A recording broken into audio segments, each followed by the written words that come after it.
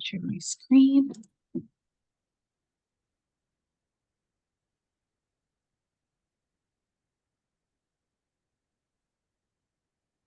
All right, are you guys seeing the slide? Hold on, we try to get it from the beginning. Yeah, I see it. Okay.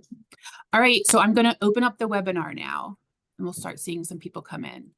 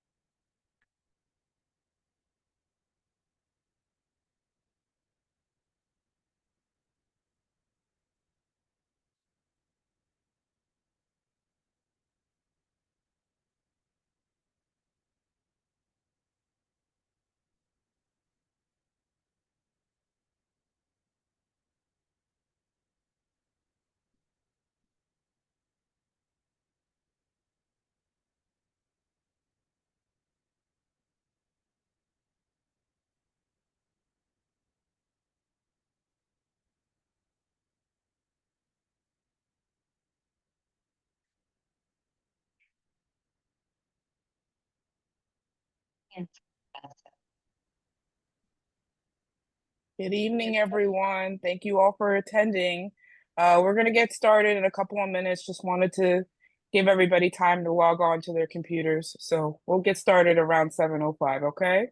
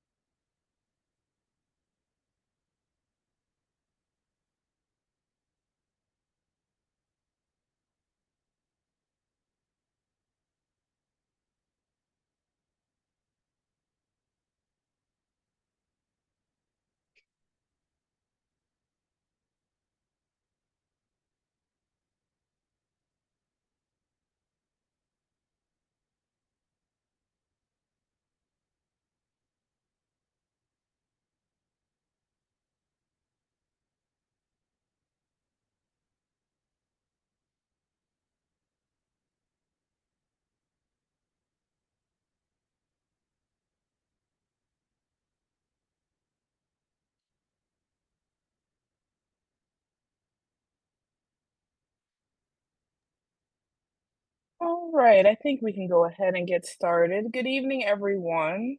Thank you all for joining us. My name is Whitney. I am the co-programming chair of the Temple Women Network, and I'd like to welcome you to our Debunking Women's Health Myths webinar. Again, we are joined by Dr. Laura Butterwick. She was born in Philadelphia. Just a couple of interesting facts about her. She was raised in the suburbs with her twin sister, Pam. She graduated from Wissahickon High School in 1987 and got her Bachelor of Science in Biology and Pre-Med from Elizabethtown College in 1991. She then went on to get her medical degree at Medical College of Pennsylvania in 1995. She then completed a residency in internal medicine at Temple University Hospital in 1998, and she was selected to do an extra year as chief resident from 1998 to 1999. Her first job was with a large internal medicine practice in Huntington Valley, where she practiced as a primary care doctor for about 13 and a half years. Dr. Butterwick also had an interest in alternative forms of healing. Also has a strong intuition and uses her intuition to help diagnose, treat patients. She began to realize after practicing for a few years that traditional allopathic medicine in the US was important, but limiting in the ability to completely heal her patients. She decided to open her own practice in February of 2023 and went back and did a residency in integrative medicine at the University of Arizona to then graduate in October of 2018.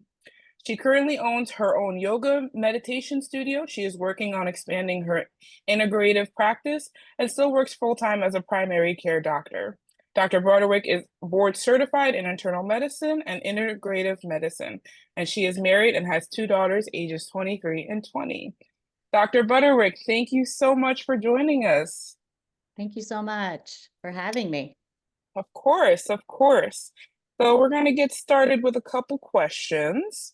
I wanted to kind of start off with social media wellness trends that we've been seeing all over various social media websites like TikTok, specifically TikTok, at least on my end. Across these social media platforms, we are all inundated with wellness trends, such as various teas, supplements, diets, different exercise routines, etc. I want to ask you, where do you think we should be getting our information from? Are there any reliable influencers that you can tell us about? And how can we separate useful information from all the noise? Yeah, thanks.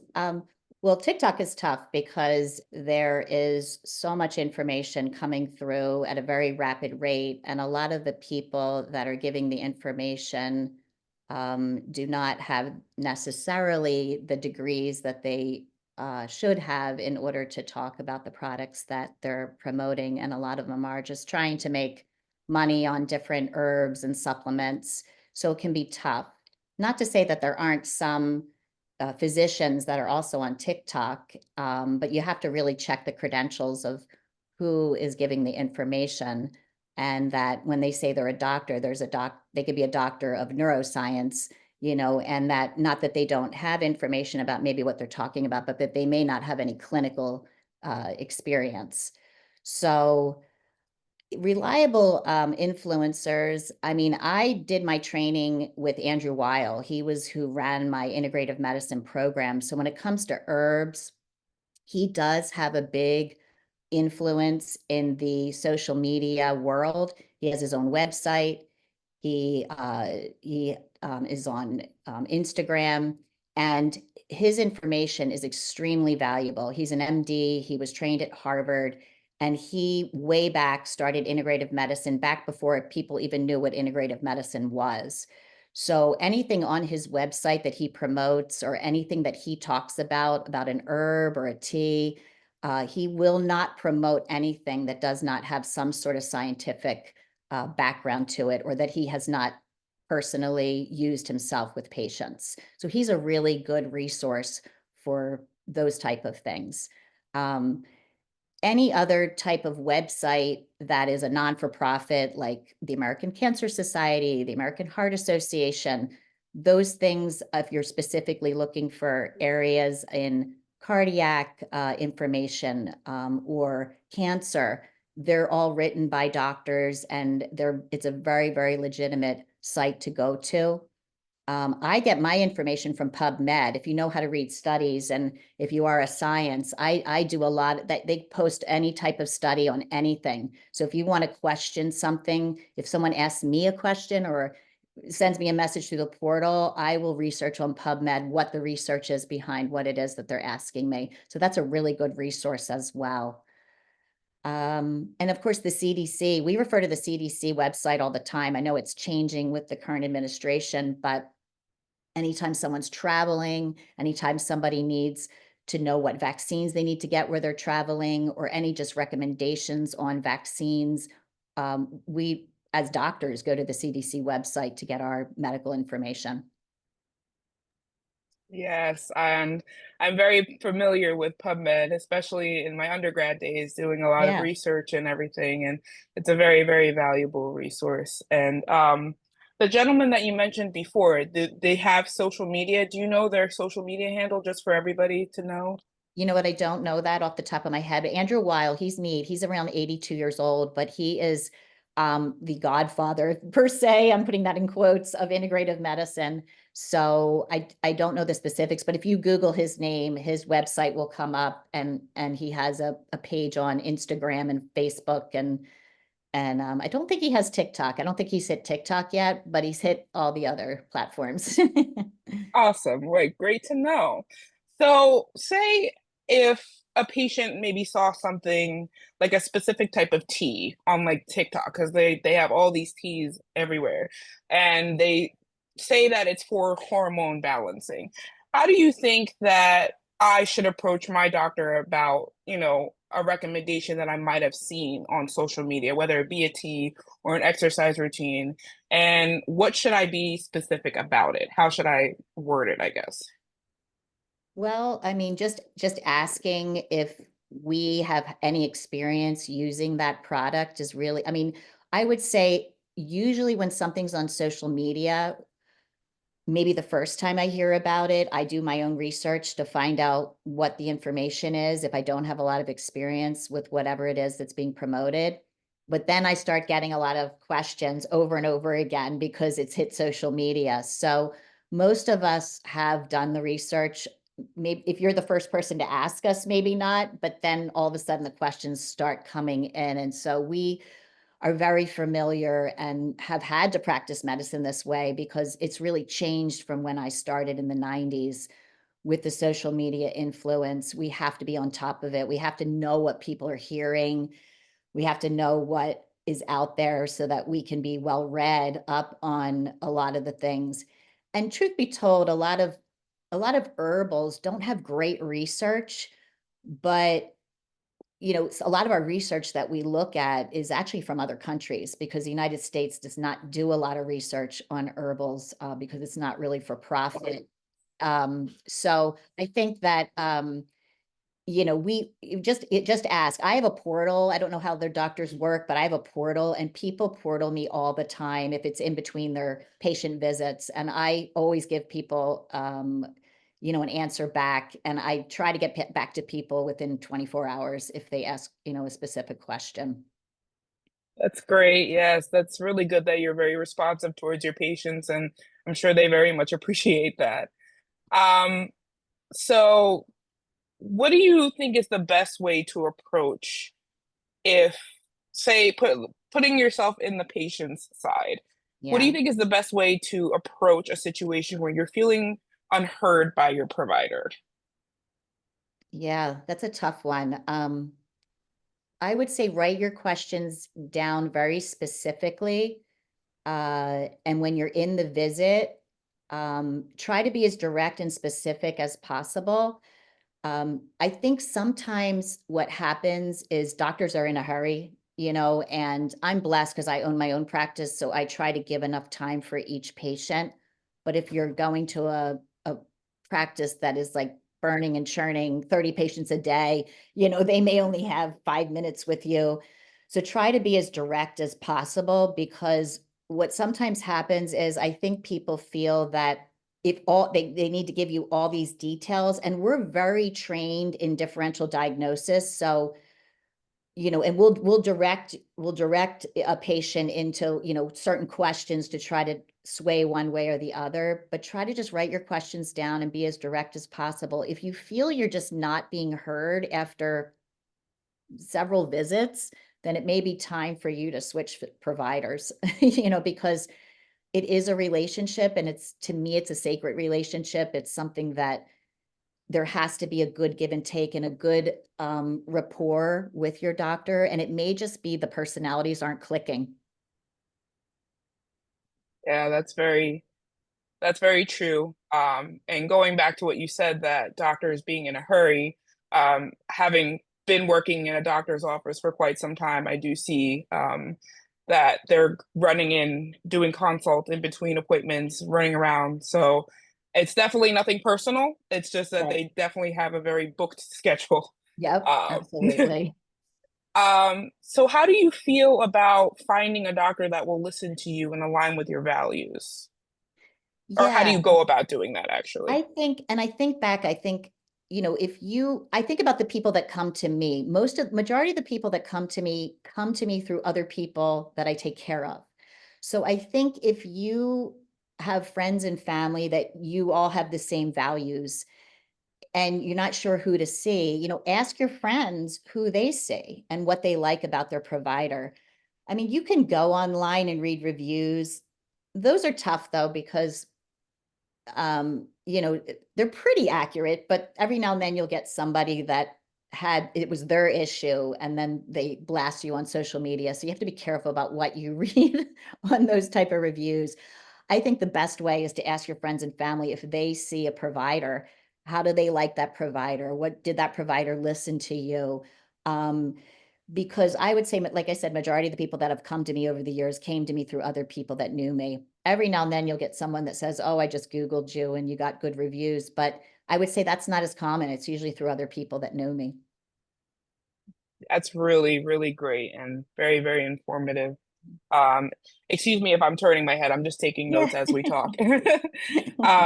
So going on to specific disorders, content related to pelvic floor disorders is trending on TikTok, and research shows that videos that get the most engagement from followers often contain the most information. What do you wish your patients knew about pelvic floor health? Yeah. Well, let's just first talk about what the pelvic floor is for those people that may not know. Some of you may know, some of you may not. So I'm just going to start there. But the pelvic floor is a group of muscles that is sort of a sling-like group of muscles that hold up and support our bladder function, our rectal function, and our vaginal canal.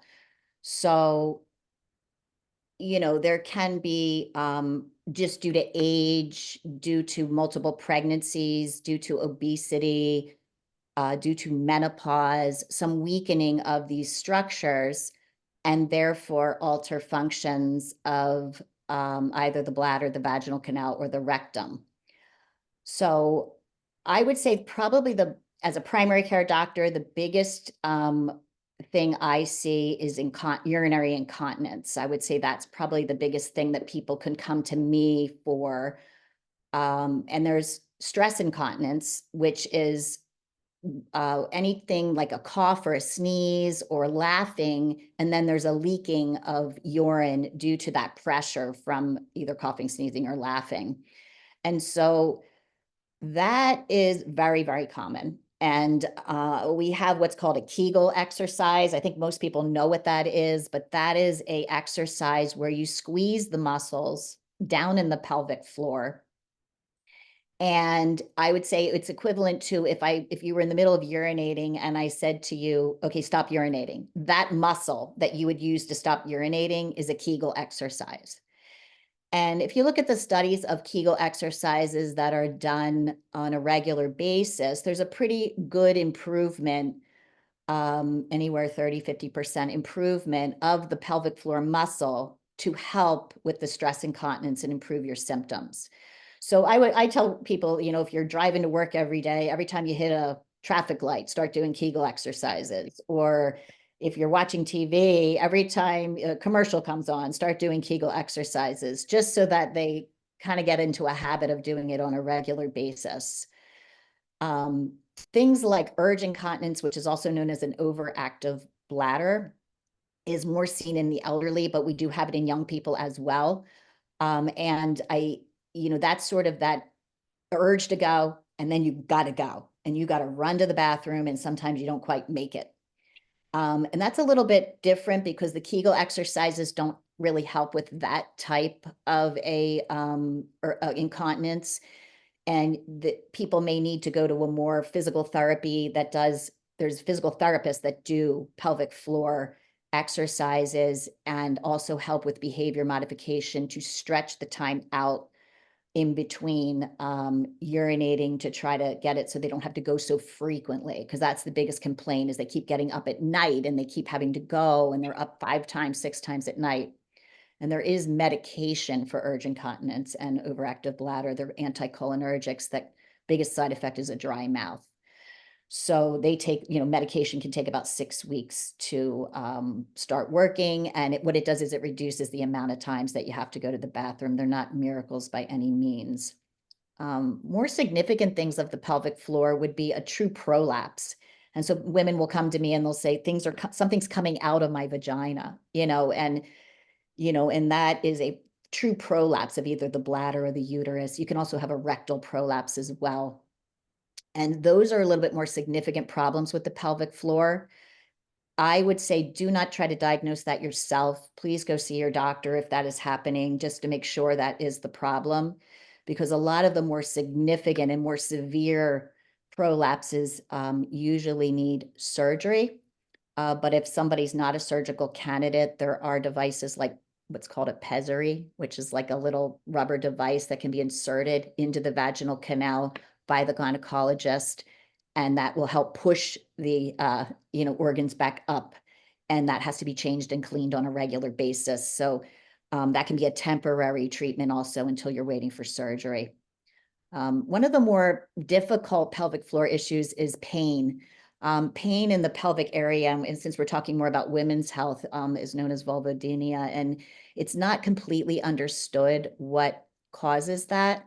Some of it's hereditary, some of it's thought to be an overfiring of the nerves in that area. Sometimes it can be very pinpoint pain, or it could be a more generalized pain with intercourse. And a specialist needs to get involved with that, because pelvic floor therapy can help, but there's also some medicines that can help, and even vaginal suppositories that can be made by a compound pharmacy for the discomfort, for the nerve pain. So that problem, usually I end up referring out because it's more complicated. Right, definitely.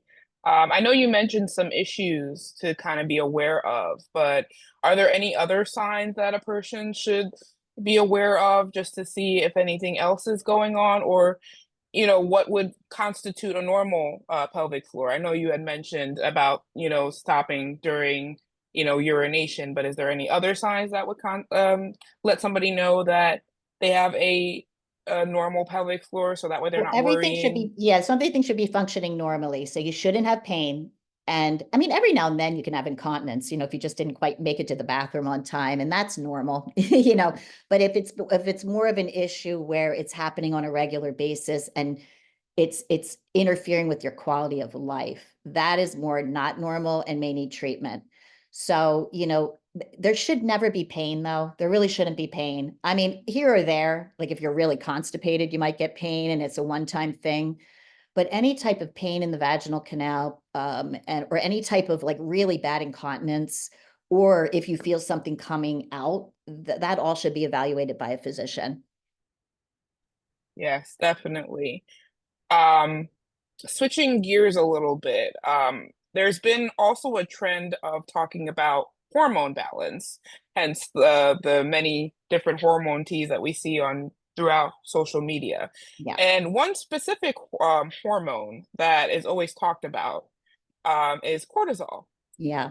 Can you talk a little bit about cortisol? How can one combat cortisol within the system? Does one even need to worry about combating cortisol? Yeah, I know cortisol wasn't even a thing we talked about when I first became a doctor, and now we talk about it all the time. And it's definitely talked about in the integrative world. So cortisol is our stress hormone. It cycles, through our day, and it peaks usually mid-morning. It usually starts to peak around 2 to 3 a.m. and then rises as we wake up. So I'm sure many of you are familiar with just waking up all of a sudden at 3 a.m., sometime between 2 to 4 a.m. And you're like, why did I just wake up?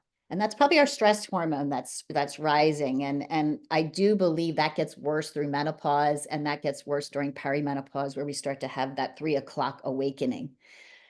So cortisol is our stress hormone. There is severe problems with too much cortisol in the endocrine world. That's like Cushing's disease. And we're not going to talk about that because that is something that's an endocrine disease that needs, it could be a pituitary tumor, an adrenal gland tumor. That's not what we're talking about. This is like just cortisol rising due to stress. And I'm not a functional medicine doctor. I do integrative medicine, but in the functional medicine world, they like to check salivary cortisol for 24 hours to see if your cortisol level is high, which you can do, but some of the testing is done by specialty labs and it could cost up to hundreds of dollars. So I remember Andrew Weil, when I was training with him, somebody asked him, should we be testing people for this? And he said, well, you kind of know when someone is under stress, and most likely then their cortisol level is going to be high. So, so ways that we combat cortisol from a lifestyle change is, getting a good night's sleep every night, making sure you get about 7 hours of sleep a night, a healthy diet. It is so important. Our diets are terrible in the United States. We need to clean up our diet, whole foods, no processed foods, reducing sugar, getting rid of all the chemicals that are in our diet, making sure you have a variety of fruits and vegetables, all different colors, leaner meats, olive oil, cooking with olive oil, nuts, seeds, whole grains, what I would call a Mediterranean diet. Exercise is so important. And you'll see a lot on social media about cardio is bad. It increases cortisol.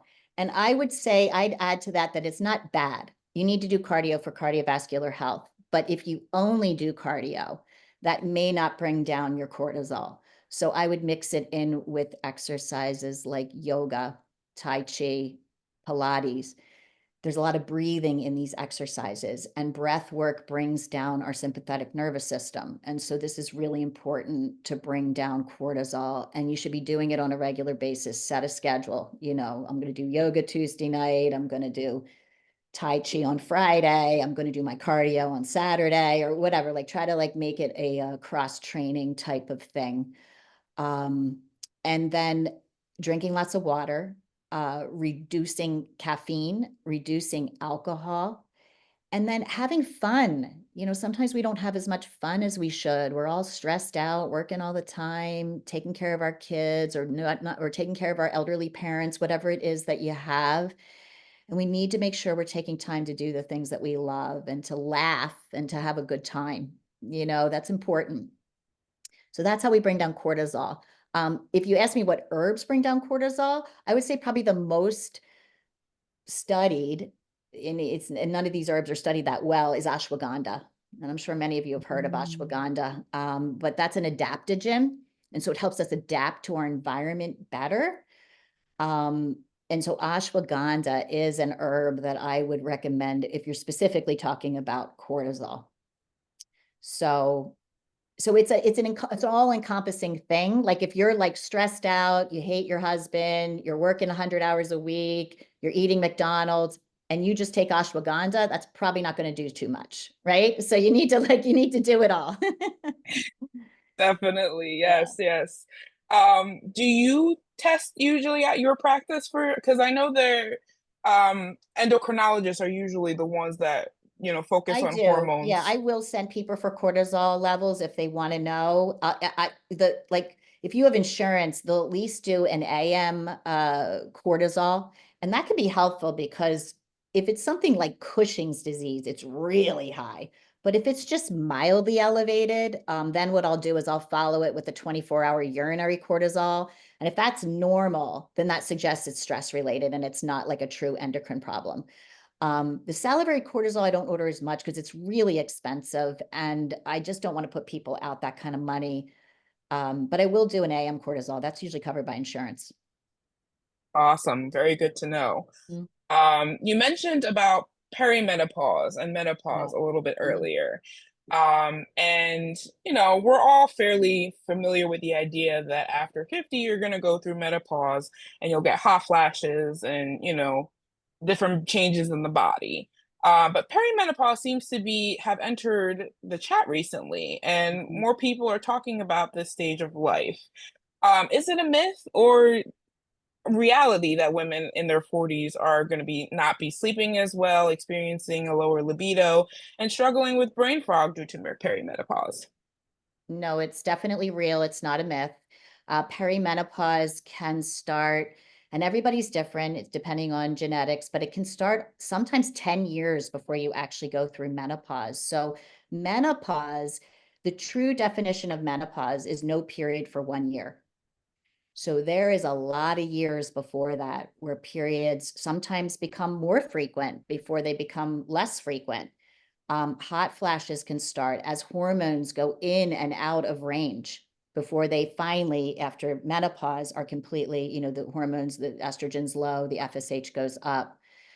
So no, it is a real thing. Women can struggle with low libido. Women can struggle with insomnia. Women can struggle with mood swings. Weight gain is a big one that a lot of people, um, talk to me about. I would say if anybody told me what symptom does bothers women the most, it's the weight gain. And it's real. I'm almost 56. Like it comes on overnight. It's like freaky. Like, you do nothing different. Um, but weight gain, yeah, it's real. It's definitely real. So, does it usually have to be this way with all these symptoms? Is there any way to like I guess not combat it, but just kind of cope with it a little bit better? Yeah, I mean, I wish I knew what I knew now 15 years ago, because I think in my 30s and in all of our 30s, and I don't know what the age group is that is listening right now. So if you're in your 30s, I would say start with the good lifestyle now. Start with the Mediterranean diet. Start with your exercise program. Start with keeping your stress level under control. It is so important, and I know when my kids were little, I was in the thick of it, and they were involved in sports and were running around like crazy people from 7 in the morning till 11 at night. So I get it. It's easier said than done.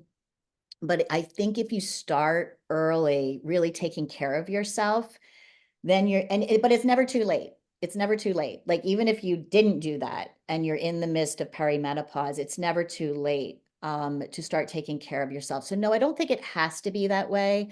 I think a lot of the weight gain is hormonal, but a lot of it is also there's cravings for sugar, there's cravings for carbs. And I think if you get into a habit of really not making that a part of your life, just here or there, obviously you can't always cut it out completely, but making it not a big part of your life, you may prevent some of the symptoms later, especially with the weight gain. That's very good advice. Um, on top of learning about perimenopause, we've seen an increase in fitness advice tailored towards women regarding strength training as we age. Can strength training really help menopausal women? And if so, how? And is it ever too early or too late to start? Yeah, and that's another thing that I'm glad you brought that up. I think starting weight resistant training early, because when you start to lose your estrogen, you lose muscle. And this is one of the reasons muscle burns more calories. And so when we lose muscle, when we do go to exercise, we're not burning the calories like we did when we were in our 20s and 30s, and even resting calories.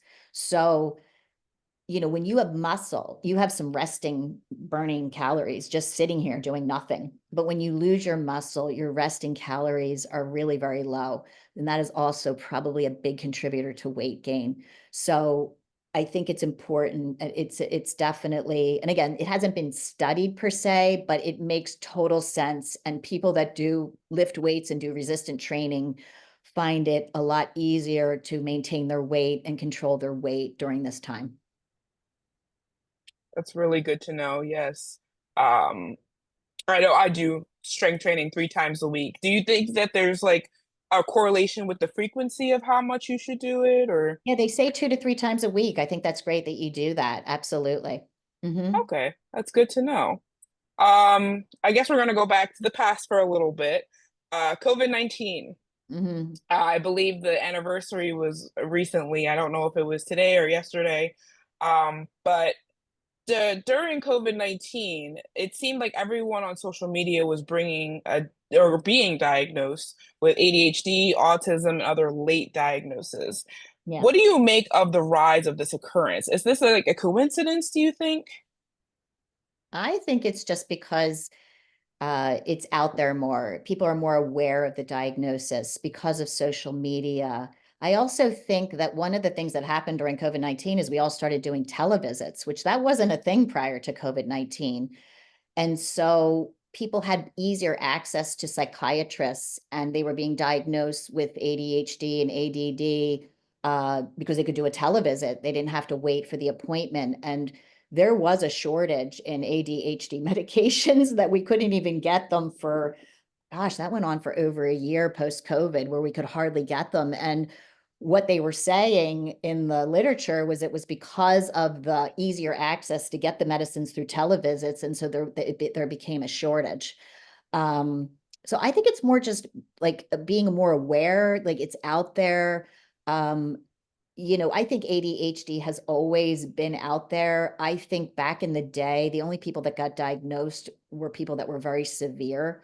And now a lot of people have, more various on the spectrum of different types of ADHD and ADD, and especially women. Women tend to be more of the inattentive type. So they were just told they were daydreamers, bad students, and nobody ever diagnosed them with ADD. And now we're more aware of that inattentive type that it is out there. And so I think public awareness is one of the bigger reasons as well. Okay. Yeah, definitely. Do you think that the pandemic was the trigger for this, or do you think the US health system has gotten better at recognizing the diagnosing of these things, especially in women?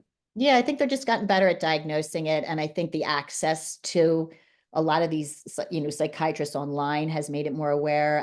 I'm not sure. Now, who knows? I mean, the pandemic required us to do a lot more televisits and Zoom meetings and things like that require a little bit more focus. We were stuck inside. It was harder if you're someone that's easily distracted to stay focused on your work.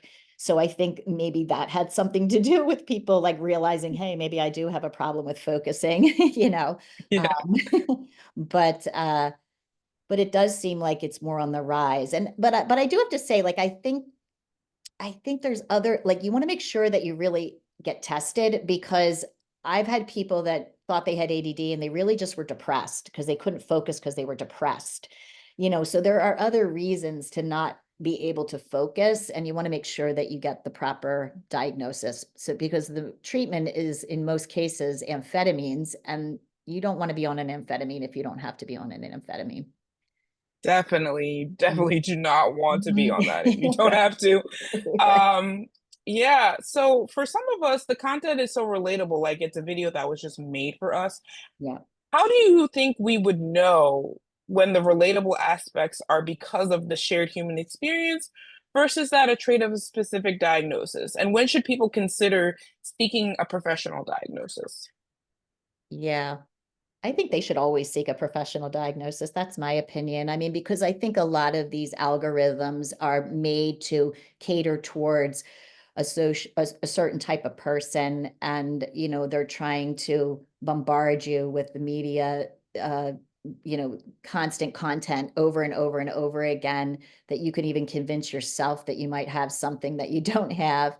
So I would always talk to your physician first to make sure that you really have the diagnosis that you think you might have. There's so many people that come in and they have it in their head what they think they have, and we're trained in a certain way, so I don't know that's what they think they have, and I'm thinking of something completely different. And so I've gotten better at that, where I say, well, what do you think that you have? And I only say that because it might be something that they were seeing on social media that they think they have. So it's important to put it out there, because sometimes I'll be like, oh no, like you have to have this, and this, like that's not what you have, or whatever. Maybe you do have it, but I do think it's important to discuss with your doctor what you think you might have, because you might be walking around nervous or upset, and we're not even thinking that, and we can just ease your mind a little bit. Definitely, Mhm. yes. That is really, really great advice. So I guess just to sum everything up, there was a lot of information talked about today. Um, I know we talked a little bit about, talking to your provider and, how to talk to your provider, but you as being a provider for a number of years and have seen, quite a bit, have you seen a positive trend in patients talking about taboo subjects over the recent years? Yeah, yes, I feel like especially the younger generation, they're way more comfortable talking to me about things that maybe the older generation is not as comfortable. I love that. I always want to tell people that nothing embarrasses us. I'm going to my grave with secrets that no one will know because we are the keepers of secrets. And so people tell us all kinds of things. Nothing will embarrass us. So we don't want our patients to be embarrassed as well. But I feel like the younger generation, because they grew up with social media and there's a lot of taboo topics that they see, and even my own children will talk to me about things that I would have never talked to my mother about. So I love that. I think it's great because it opens the conversation and makes things less taboo. Because believe me, if it's happening to you, it's happening to a lot of other people too. So you should never feel embarrassed to talk about anything to your doctor. That's great, great, great to hear. It's almost kind of like a therapist and a Yeah. provider in one. Yeah, so that's amazing to hear. Well, thank you so much for answering all these questions. So now, I think I'm going to open it up to the everybody, the attendees in the chat. Okay. I do see one question that said that's related to the cortisol. Yeah. What tests should people be asking for? Yeah. So if you are seeing a traditional primary care doctor, that doctor can order for you just an AM cortisol. That's what I would start with. And it has to be done at 8 o'clock in the morning because this is when our cortisol is really rising when we wake up. And you can get a lot of information from that. Now, it can be normal. And that doesn't mean you're not having high cortisol levels and stress. But if it's on the higher side of normal, that can suggest, and a lot of my patients, it's just a little above normal. That can suggest that you've got a lot of stress hormone in your body. So I would start with an AM cortisol because it's covered by insurance. You're not going to be putting out hundreds of dollars, and you can get a lot of useful information from that. Great, good to know. Good to know. The next question that I'm seeing is, why is it so hard to lose weight in your 60s? Mm. Yeah, it's hard to lose weight peri-menopause, post-menopause. It really is. So in your 60s, again, a lot of it is a combination of different things. So as we briefly mentioned, your diet is really important. You really want to, things like sugar and bad carbohydrates, like the simple carbs, like white bread, and those type of things are metabolism killers. So you really want to make sure that you're eating tons of really whole food and a Mediterranean type of diet that has a lot of fruits and vegetables, whole grains, lean meats.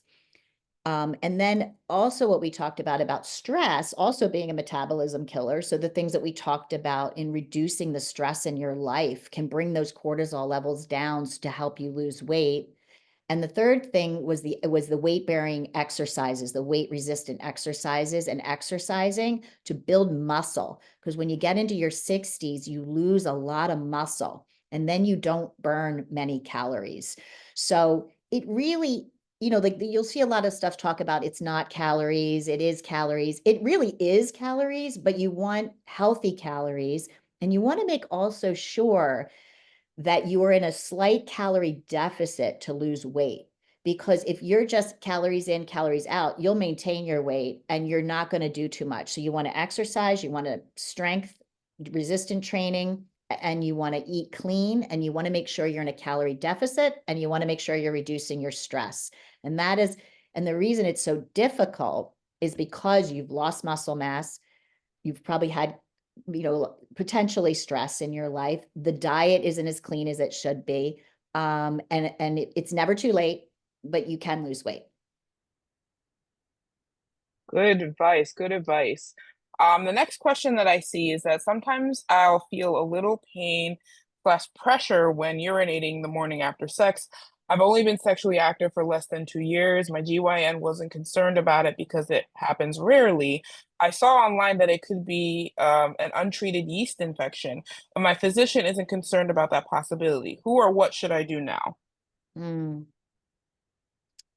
Well, I would say if you saw your gynecologist, they should be able to diagnose whether it's a yeast infection or not. But there are other, like we were talking about the vulvodynia, that can cause anywhere from minor symptoms of pain to more significant symptoms of pain. So you may want to consider seeing a urogynecologist. They are a little bit more specialty in those type of disorders that your gynecologist might not be as versed in, and they know how to do further testing for you. And there's really good urogynecologists. We're in the Philadelphia region. We have a very, very good urogynecologist. So I probably would start with that.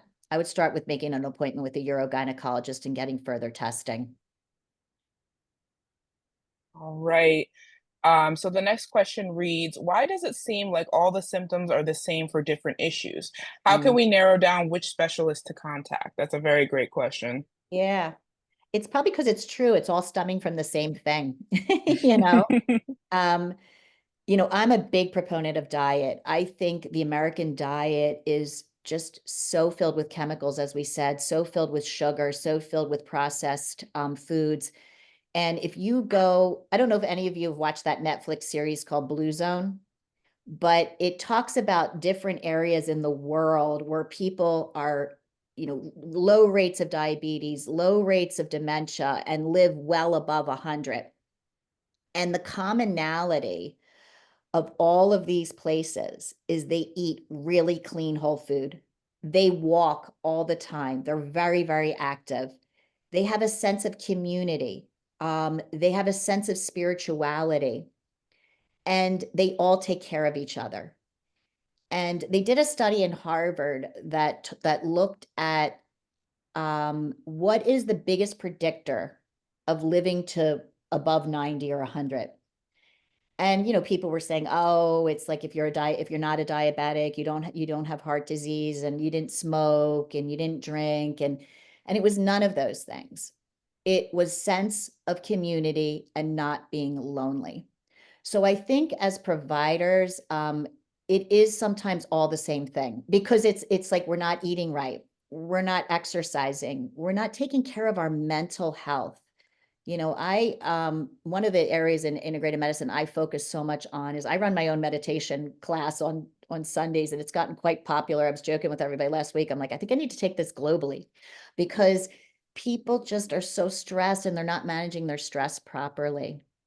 And so I feel like that's a big component to disease. Our diet, we're not managing our stress. We're not focused, we don't move enough. And so a lot of it, and as far as like what provider, start with your primary care doctor, because we're the jack of all trades. We like take care of all of this, and start there. You don't have to see a specialist necessarily. But we'll tell you when you do. That's what we're trained to do. We'll tell you when you do need to see a specialist. So I would start with your primary care doctor. Most definitely. Another question reads, do you have any advice on how to discern between physical issues and mental issues that are manifesting physically? Or is it Mm. often a mix of both? Like example is the brain-gut connection. Yeah, yeah, yeah. Yeah, like with irritable bowel syndrome and those type of things. I would go as far to saying, you're not going to hear this from a traditional doctor, that our mind controls way more than we think it does. Now, that doesn't mean there's not physical symptoms that are real, but when you think about it, almost any disease gets worse when we're under stress, when we're depressed, when we're not taking care of ourselves. So the brain everything connection is so important. And the thing is, it is hard to tell the difference. It's hard to tell the difference because things like depression and anxiety give us such physical symptoms. Why? Because they increase our adrenaline, they increase our stress hormone, and they give us then symptoms, fast heart rate, shortness of breath, sweating. all the things that we could potentially be other things too, like cardiac arrhythmias and, and things like that. So it is hard to tell the difference. And it's also hard to tell which came first. When people have chronic illness, they get depressed when they can't do the things they used to be able to do. So, it's very, very intertwined. Our brain and our bodies are so connected that it can be very difficult. And that's a tough question to answer because I think that they're just so intertwined that it's just, they are kind of one and the same, if that makes any sense. you know? It does. It Yeah. does. Another question says, is drinking green tea instrumental in lowering cortisol levels? Mm. Yeah, I think there's not a lot of literature on that, but green tea is a wonderful antioxidant and probably, I mean, there probably is some lowering of cortisol. Um, there's also, but I don't think there's enough studies to really say for sure. But green tea has a ton of benefits, and it's one of my favorite drinks to drink as far as just antioxidant, and it even can curb appetite a little bit. So yeah, drink all the green tea you want. It's a great, great drink for overall health. All right. And the next one says, I was told by my gynecologist that I have an imbalance and that's why I get yeast infections, UTIs. If this is true, what should I do? Yeah, there's actually vaginal probiotics that you could take. Reduce your sugar because yeast likes sugar. So reduce the sugar in your diet, reduce the bad carbs in your diet. And then the other thing I recommend for people that get frequent yeast infections is, and I don't know if your gynecologist is a fan of this, and I'm not a gynecologist, but I recommend it as boric acid suppositories. If you do, you can see those over the counter in CVS or Rite Aid or any of the pharmacies. And if you use a boric acid vaginal suppository a couple times a week, it can balance out your pH a little bit. So there used to be a doctor down at Jefferson, I think, who specialized in chronic vaginal infections. He was a urogynecologist. I don't even know if he's still there, but I would sometimes get patients back from him. And in really severe cases, he would put people on prophylactic, like diflucan, that type of thing. But from a natural standpoint, I'd say if you look up vaginal probiotics, if you look up low sugar, low carb, and then also consider the boric acid just to keep the balance even. And it does seem to reduce frequent yeast infections. Wonderful information. That's great to hear. I think our last question, and it refers to the cortisol. Is it similar to an EKG, or would you say, because I know you had mentioned earlier that you can do a salivary cortisol test. I've Yeah, had my blood taken with cortisol, and I think you right. could do a urinary one. So would Even that, yeah. So would that be Yep. considered like that? Yeah, so the salivary one, that's not done by like LabCorp and Quest. That you have to go to a special integrative functional medicine laboratory, and your doctor has to have an account with that laboratory. And that's not covered by insurance, and it's hundreds of dollars. But the blood test and the urinary test, I've always been able to get the urinary test if the blood test is abnormal.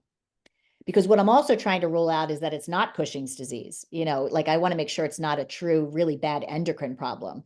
And so if the urinary test is normal, but the blood test is high, then that suggests that it's a stress related issue. And then we got to do things to reduce the stress. Good to know. And we have one other question that just came in. How would we go about getting a diagnosis for PCOS, endo, or fibroid? What tests to ask for? Yeah, so they actually, LabCorp and Quest have a PCOS profile, which does all the hormones that are needed to make the diagnosis of PCOS. So you can ask for that when you see your doctor. And then an ultrasound of the ovaries to see if there is cysts, multiple cysts on the ovaries as well, plus the clinical symptoms where there could be amenorrhea, hair growth, acne, difficulty losing weight, trouble with fertility, and those type of symptoms have to go along with it as well. Mhm. All right. Well, I think that's the end of our questions. Thank you so much, Dr. Butterwick. This Oh, has you're been welcome. It really, was a really pleasure. informative. I think I have one more question just for you. Are Yeah. you accepting new patients? I actually am not accepting new patients. I haven't taken new patients in about 3 years, but my nurse practitioner is. It's just me and my nurse practitioner now, and her name's Megan. And I had to stop about 3 years ago because I just got too full. I may open up at some point, but right now I'm still closed. But my practice is open, but Megan is seeing the new people. Okay, awesome. And where is your practice located? Just so everybody can know. I think people may want to come and, get more information. Sure. Yeah. I'm in Southampton. And if you're familiar with that, it's right north of Huntington Valley. So I was on staff at Holy Redeemer for years. I now just do outpatient medicine. So it's about 15 minutes north of Holy Redeemer Hospital. Awesome. Well, again, thank you so much, Dr. Butterwick. It has been a pleasure and very, very informative for you to share your knowledge, your wealth of knowledge with us. Oh, you're Just welcome. It to was a pleasure. Yes, of course. Just to go back to the beginning though with Dr. Weil, we were able to get his information for anybody who's interested in getting information about Dr. Weil. His website is www.drweil.com. So www.drweil.com. He's also on Instagram at Dr. Weil, DRWEIL. I think that's probably his handle. And yeah, just to announce a couple of things just with Temple's Women Network, we do have a couple of events coming up. We have the TWN Cradles to Crayons coming up on April the 12th from 10 to 12. So this is where we're basically going to be volunteering at the Gifting Factory and just doing a whole bunch of stuff to just help out. They do accept donations, so if you have anything, any type of toys, clothing, books, anything that you would want to donate to them, that would be really, really great if you could. We also have our 8th annual Temple Tea coming up. It's always a grand blast. It's at the Sofitel Hotel in Rittenhouse Square. That will be May the 10th, and that will be from 11 to 1. It's going to be $35 per guest. And it's going to be $20 per child between the ages of 4 and 12. And if you have a child from 3 to under, it's going to be free. Okay. We also do have applications for our TWN Council. As some of you may know, but not a lot of you, we do have quite a bit of our council rolling off in the coming months. And we definitely would love to have some new and exciting ideas coming in. So if you're interested in being a part of the council, definitely go on to the Temple website at the alumni.temple.edu. The applications are open, so you can definitely just submit your application and become a part of TWN. If you have any questions or anything, you can feel free to reach out to me or any of the board members. And yeah, we hope you have a great night, everyone, okay? Thank you so much. Thank you.